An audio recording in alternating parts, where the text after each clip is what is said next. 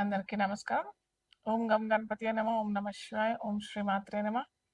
జ్ఞానానందమయం దేవం నిర్మల స్ఫటికాకృతం ఆధారం సర్వవిద్యానాం హయగ్రీవం ఉపాస్మహే. అందరికీ నమస్కారం.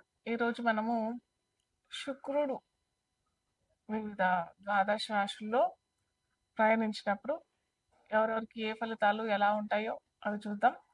అయితే నేను ముఖ్యంగా అందరికీ చెప్పాల్సి ఎప్పుడు ప్రతిసారి చెప్తూనే ఉంటాను. ఇప్పుడు కూడా చెప్తున్నాను మళ్ళీ కూడా.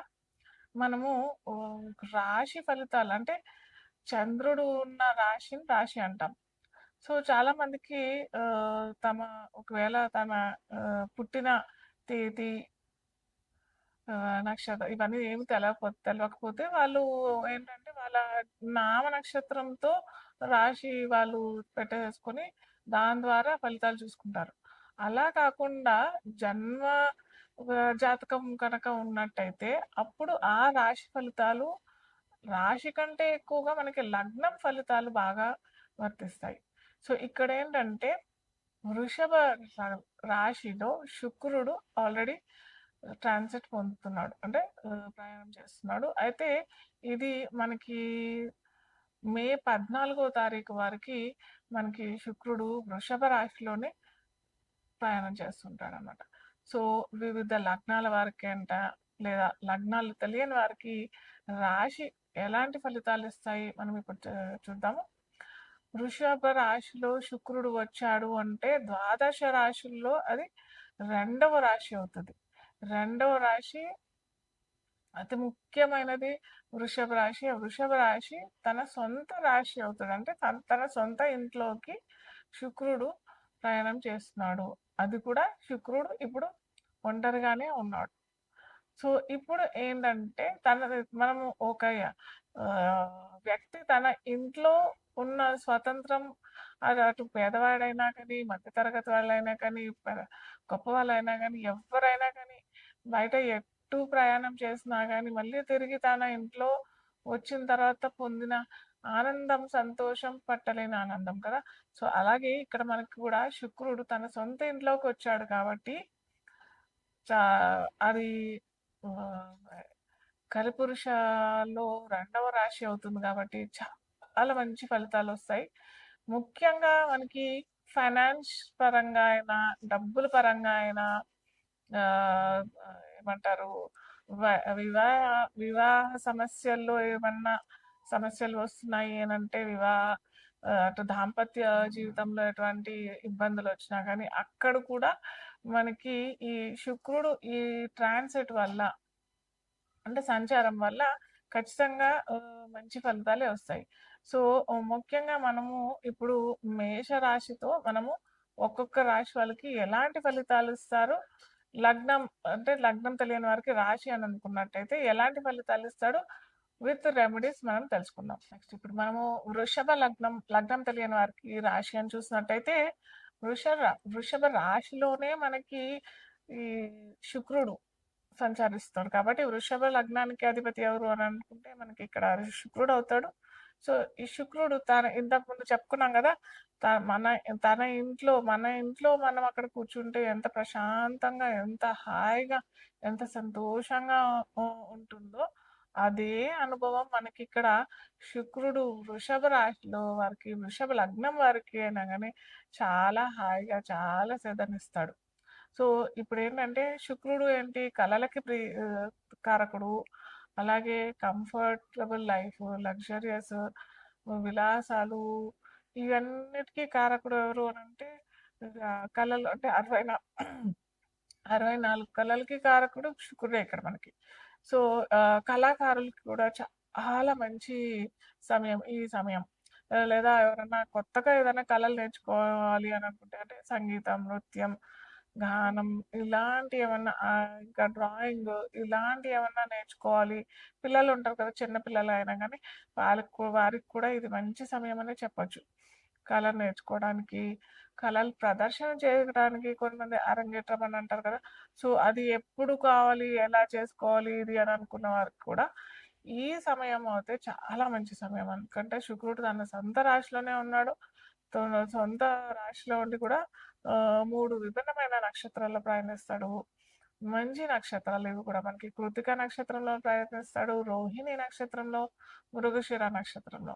ఒక్క కృత్తికలోనే కొద్దిగా, ఎందుకంటే శుక్రుడికి అది రవి నక్షత్రం అవుతది కాబట్టి కొద్దిగా ఇబ్బంది ఉంటది ఆ టైంలో. కానీ మిగతా 2 నక్షత్రాలు, రోహిణి నక్షత్రం చూసినట్టయినా గానీ, మృగశిర నక్షత్రం వారికైనా గానీ చాలా మంచి ఫలితాలిస్తాడు.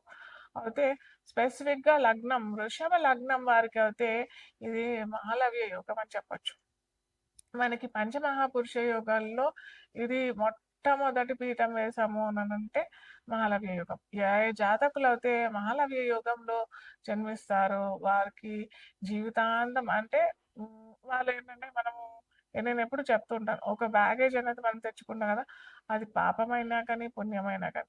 సో, వీళ్ళంటే బాగా పెద్ద మూట, పుణ్యం మూట తెచ్చుకున్నారు. ఆ పుణ్యం మూట ఈ జన్మలో ఖర్చు పెట్టుకునేటట్టుగా, అంటే పుణ్యాన్నంతా వాళ్ళు విలాసంగా, విలాసమైన వస్తువులు అనుభవించడము, ఇలాంటి ఒక సిట్యుయేషన్‌లో పుట్టిన జాతకులు మహాలవ్య యోగం అని చెప్తారు.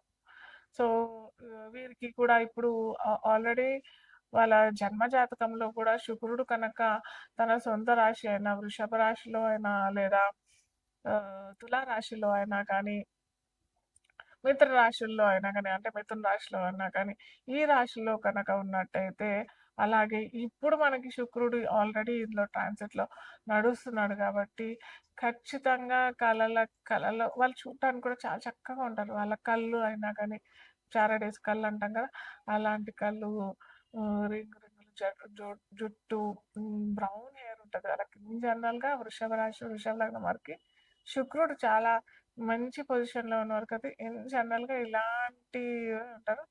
సో, అయితే వీరికి ఇంకొకటి చెప్పాలంటే, ఏమైనా కొనుక్కోవాలి అని అనుకున్న వారికి కూడా, కొనుగోలు చేయాలి అని కొనుగోలు అనంటే ఏంటి, వస్తువులు అంటే విలాసవంతమైన వస్తువులు. అంటే ఒక మంచి కారు కొందాము, ఒక మంచి ఇల్లు, ఒక మంచి విల్లా చూస్తాము, ఒక మంచి ఫ్లాట్ చూస్తున్నాము, బంగారం కొనుక్కోవాలనుకుంటున్నాము, జ్యువెలరీ, వస్త్రాలు, మంచి మంచి వస్త్రాలు కొనుక్కోవాలి అని అనుకున్న వారికి కూడా ఇది మంచి సమయం అనే చెప్పొచ్చు. ఏ రంగంలో ఉన్నారు అని చూడకండి. అన్ని రంగాల వారికి మటుకు ఖచ్చితంగా వృషభ లగ్నం, వృషభ రాశి వారికి మంచి ఫలితాలే ఇస్తాడు. కేవలం నేను చెప్పేది గుర్తుపెట్టుకోండి. కొనుగోలు చేయటానికి, విలాసవంతమైన జీవితాన్ని అనుభవించడానికి మాత్రం చక్కటి సమయం అనే చెప్పొచ్చు. అయితే కొందరికి ఉండడు. వాళ్ళ లగ్నాలకైనా, రాశి వాళ్ళకైనా గానీ, శుక్రుడు సరిగ్గా లేదు, మాకు చంద్రుడు సరైన పొజిషన్‌లో లేడు. ఆల్రెడీ అంటే లగ్నం వేరు, చంద్రుడు వేరు. అందరూ కొద్దిగా కన్‌ఫ్యూజ్ అయ్యేదేంటంటే, లగ్నం అదే అనుకుంటారు, రాశి అదే అనుకుంటారు. కాదు, ఇది కాదు. లగ్నం డిఫరెంట్, రాశి డిఫరెంట్. రాశి చంద్రుడు ఎక్కడ ఉంటాడో, మన జన్మ జాతకంలో చంద్రుడు ఎక్కడ ఉంటాడో అది మనం రాశి అంటాం. సో, ఇక్కడేంటంటే మనకి లగ్నం వృషభ లగ్నం అయ్యి చంద్రుడు రాశి వేరేగా ఉన్నాడు, శుక్రుడు కూడా సరిగ్గా లేడు అనంటే మటుకు ఖచ్చితమైన రెమెడీస్ చేసుకొని, మనకి జ్యోతిష్యంలో రెమెడీస్ చేసుకున్న తర్వాత ఫలితాలు వచ్చేవి చాలా అద్భుతంగా వస్తాయి. సో, మీరు పర్సనల్‌గా నన్ను సంప్రదించాలి అని అనుకుంటే, మీ శుక్రుడు ఎక్కడున్నాడు, చంద్రుడు ఎక్కడున్నాడు, రవి ఎక్కడున్నాడు, ఇవన్నీ చూసి చాలా ఈజీగా మీరు ఇంట్లోనే చేసుకునే విధంగా నేనైతే చెప్తాను. సో, ఇప్పుడు నా చేతిలో చూస్తున్నది ఇదేంటంటే 7 చక్ర క్రిస్టల్ బ్రేస్లెట్. సో, ఇది ఎవ్వరైనా ధరించొచ్చు. ఈ పర్టిక్యులర్‌గా ఈ రాశి వాళ్ళే, ఈ రాశి వాళ్ళే అన్నట్టు అయితే ఏమీ లేదు. దీంట్లో మనకి ప్యూర్ క్రిస్టల్స్ ఉంటాయి. ఇక్కడ రెడ్ జాస్పర్ ఉంటది. ఇక్కడ గ్రీన్ అవెన్స్‌రిన్ అనేసి, అంటే క్రిస్టల్స్ పేర్లనమాట ఇది. గ్రీన్ అవెన్స్‌రిన్, ఇక్కడ మనకి ఇది చూసినట్టయితే యెల్లో సఫారు, ఇది చూసినట్టయితే బ్లూ సఫారు, ఇదైతే పర్పుల్ ఎవెన్షన్. సో, ఇలాగా ఇవన్నీ ఒక్కొక్క క్రిస్టల్ ఒక్కొక్క తత్వం చెందినదనమాట. అంటే మన బాడీలో సప్త చక్రాలుంటాయి గదా! ఈ చక్రాలన్నీ మనం బ్యాలెన్స్డ్‌గా ఉంటేనే మనకి ఎటువంటి ఆరోగ్య సమస్య లేకుండా ఉంటుంది. బాడీ ఒత్తిడి పొందకుండా ఉంటుంది. సో, మనము అటు డాక్టర్స్ దగ్గరికెళ్ళి చిన్న చిన్న వాటికి ఏదో మెడిసిన్స్ ద్వారా క్యూర్ అయిపోతది. కానీ అది టెంపరరీ ఎఫెక్టే కదా! ఎప్పుడైతే మనకి 7 చక్రాలు కరెక్ట్‌గా అలైన్ అయ్యి కుండలిని శక్తి అంటాం కదా! సో, ఆ కుండలిని శక్తి మనము ఇప్పుడున్న హడావుడిలో మాత్రం చేసుకోలేని వారు కూడా ఈ దీన్ని ధారణ చేసినట్టయితే ఎప్పుడైతే మన ఈ చక్రాలు కరెక్ట్‌గా అలైన్ చేసినట్టయితే, మన ఎనకాలుంటాయి. బ్యాక్ బోన్ ఉంటాయి కదా! స్పైనల్ కార్డ్‌కి కరెక్ట్‌గా 7 చక్రాలుంటాయి.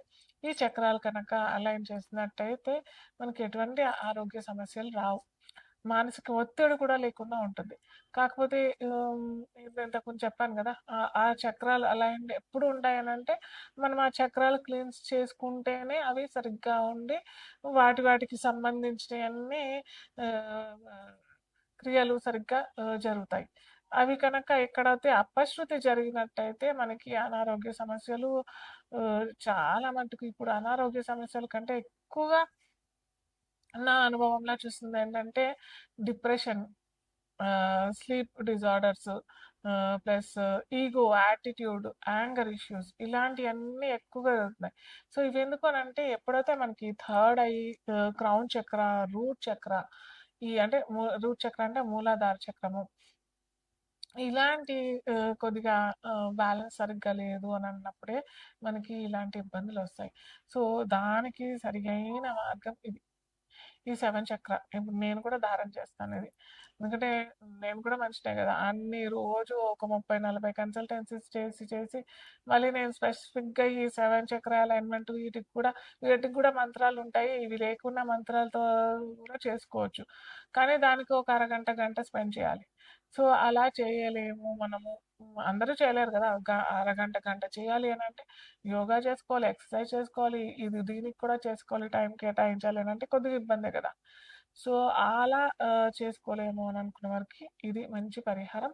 ఇది కనుక ధారణ చేస్తే మనకి క్విక్‌గా అవుతది అన్నట్టయితే నేను చెప్పట్లేదు. క్విక్‌గా ఎవ్వరికీ ఏది జరగదు. క్విక్‌గా అయ్యేది మనకి లాంగ్ రన్‌లో రిజల్ట్స్ అయితే రావు. సో, ఇది స్లోగా మనకి అన్ని చక్రాస్ అలైన్ అయిపోతాయి. తప్పకుండా అందరూ వేసుకోండి. అద్భుతమైన ఫలితాలైతే వస్తాయి.